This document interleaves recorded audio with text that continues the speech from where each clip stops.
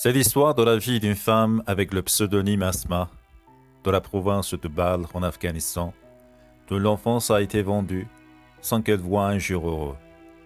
C'est la routine de beaucoup de femmes dans ce pays. Nous ne sommes pas mahram, mais nous vivons ensemble. Je suis condamné à accomplir tous les devoirs d'une épouse. Moi, 23 ans, je n'ai jamais eu de compromis avec mon mari de 50 ans. Nous n'avons pas vécu un seul instant de vie conjugale. Nous avons seulement souffert et nous sommes toujours disputés.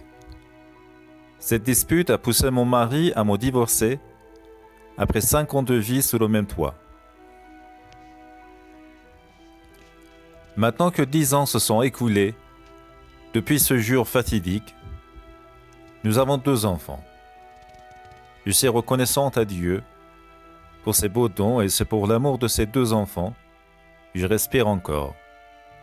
Ou peut-être est-ce à cause d'eux que j'endure cette vie humble et violente. Je ne me souviens vraiment pas à quand remonte la dernière fois que j'ai ri du fond du cœur. Je me sens engourdi et indifférente à la souffrance et à la douleur. L'histoire a commencé à partir de ce jour où ma sœur aînée, qui était fiancée au fils de ma sage-femme, s'est enfuie avec un autre homme dans les jours proches de leur mariage. Bien que tout semblait aller bien jusque-là, mais tout a changé en un jour et un instant. Mais j'étais une jeune fille rebelle, et tout moment étaient mes cours et mes devoirs, ma fille et mes amis. J'avais 2 grands rêves. J'étais la première élève de ma classe.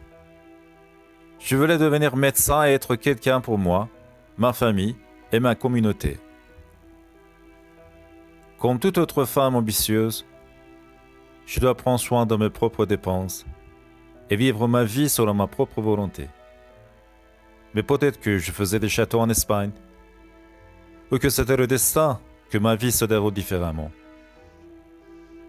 Comme d'habitude, je suis revenu de l'école. J'ai ouvert le portail du Haveli, comme tous les jours, mais l'ambiance de la maison et du Haveli n'était plus l'ambiance des jours précédents.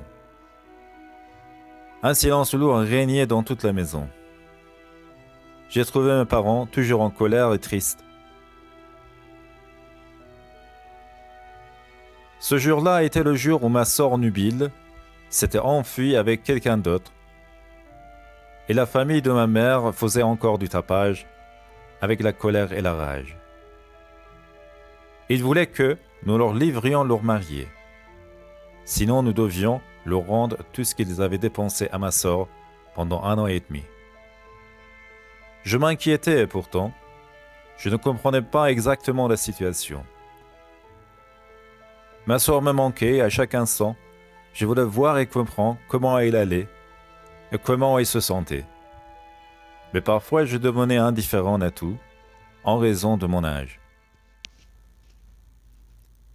Après quelques jours, la situation était presque revenue à la normale et j'étais heureuse et satisfaite de la situation actuelle jusqu'au jour où ma mère a dit « Chère Asma, c'est toi qui dois épouser le fils de ta sage-femme au lieu de ta sœur. Tu sais que ta sœur aînée est toujours fiancée et n'a pas d'autre choix. » J'ai été vraiment choqué par les paroles de ma mère et la décision qui a été prise à mon sujet.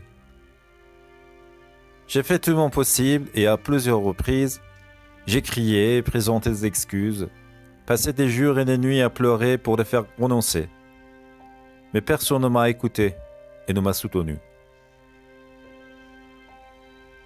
Même si la situation économique de mon père était bonne à l'époque et qu'il pouvait rembourser les frais de fiançailles de ma sœur, mes parents préféraient l'argent à moi. Le temps passait vite. En moins d'1 mois, alors que j'avais 13 ans à l'époque, j'ai épousé le fils de ma sage-femme, qui avait alors 40 ans. Le fils de ma sage-femme était grand et costaud, et moi, jeune et mince. J'avais vraiment peur de lui à chaque fois que je le voyais. Le jour du mariage, les gens qui ne connaissaient pas notre histoire étaient surpris. Chacun disait quelque chose.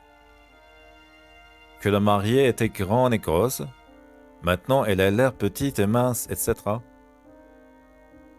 Tous ces mots ont frappé mon cœur comme une lame de rasoir et m'ont blessé de l'intérieur.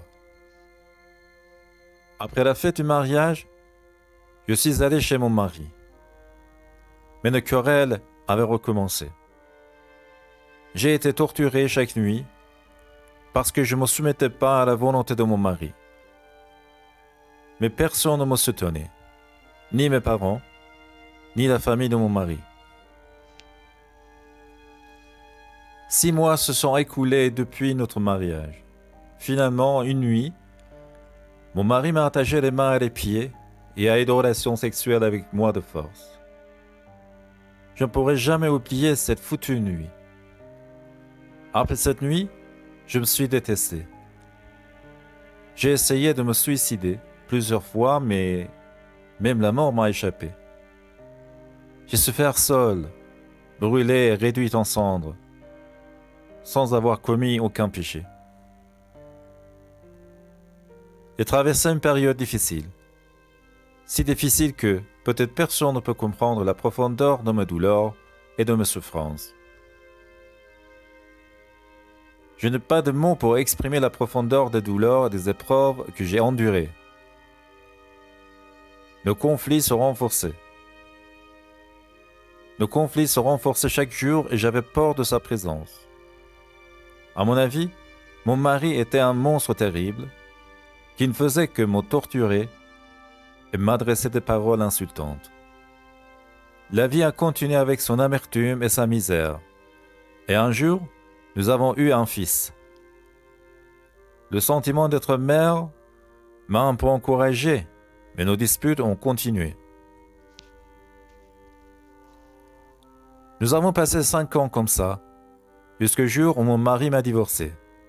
Et j'étais un peu satisfaite à l'idée de me débarrasser de lui. J'en ai parlé avec mes parents. Et je leur ai demandé de m'héberger dans leur maison. J'ai dit que je travaillerais moi-même et prendrais soin de moi et de mon fils.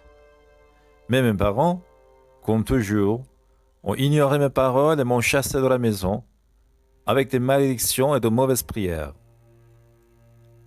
Je me sentais étouffé cette fois, me trouvant plus pauvre et plus impuissante que jamais. J'aimerais mourir pour que toutes mes peines et souffrances cessent. Nous sommes maintenant parents de 2 enfants.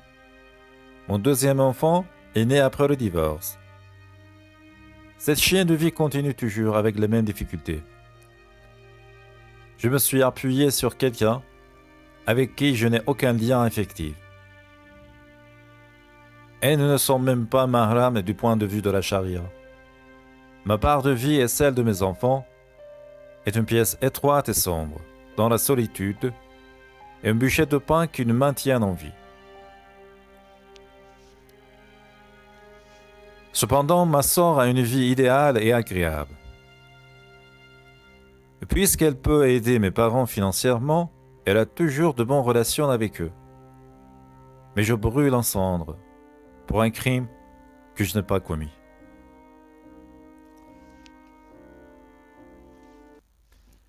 Vocabulaire.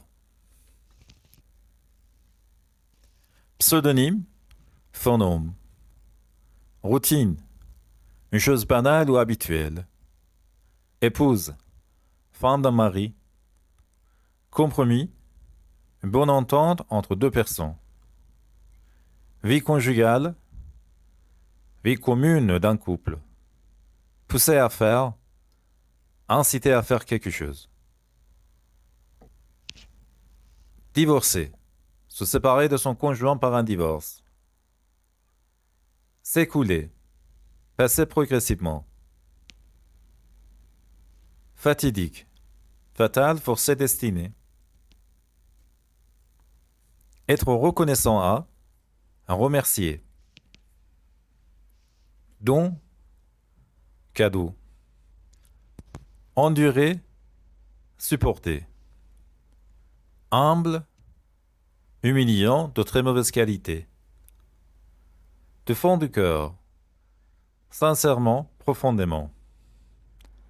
Engourdi, paralysé, sans capacité de bouger. Sage-femme, accoucheuse, femme qui aide une femme enceinte à accoucher. S'enfuir, disparaître et se sauver. Rebelle, désobéissant, quelqu'un qui fait ce qu'il désire. Communauté, société.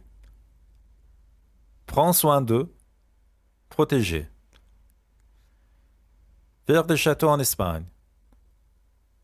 Avoir des rêves irréalisables. Destin, chance. Se dérouler, se passer, avoir lieu. Avélie, château. Régner, dominer, être présent partout. Nubile, en âge de mariage. Faire du tapage, faire grand bruit. Rage, une grande colère. Marié, une femme mariée.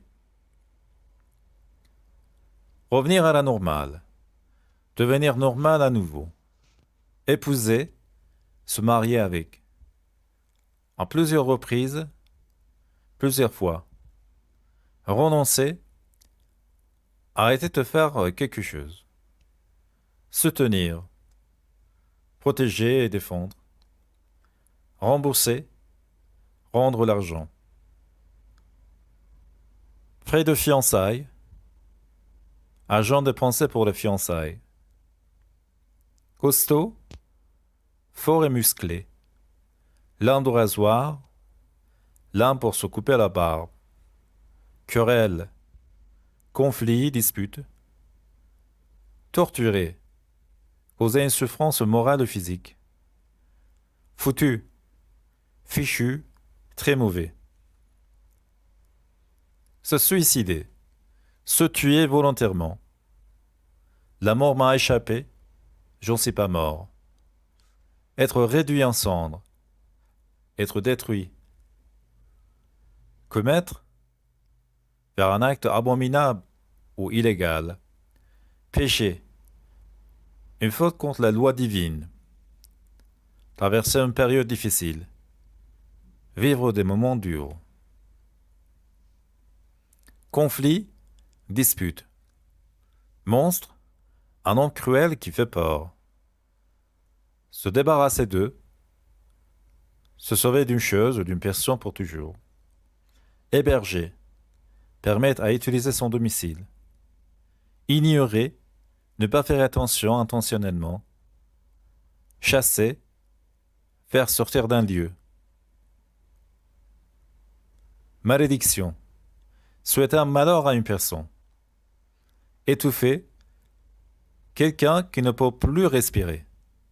Cesser, arrêter. Une chienne de vie, une très mauvaise vie. Solitude, état d'une personne qui vit seule. Bouchée de pain, petit morceau de pain. Maintenir en vie, laisser vivre et rester vivant.